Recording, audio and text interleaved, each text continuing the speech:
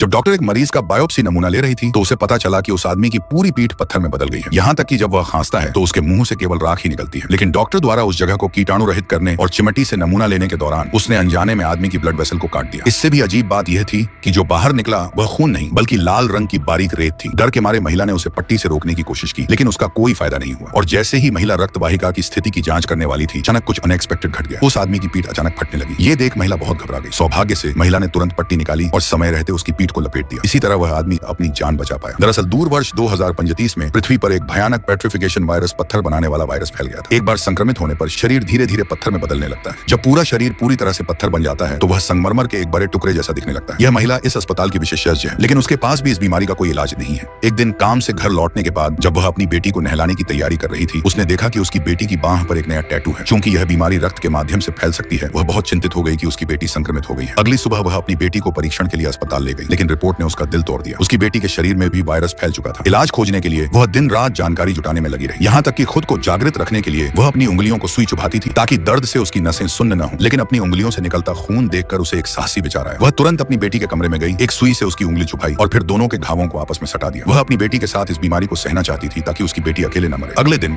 वह अपनी बेटी को एक ऐसी जगह ले गई जहाँ हर तरफ लाल धूल उड़ रही थी, मगर वहाँ वह लड़की धीरे धीरे पत्थर में बदलने लगती है। उसके पास अब बहुत कम समय बचा था।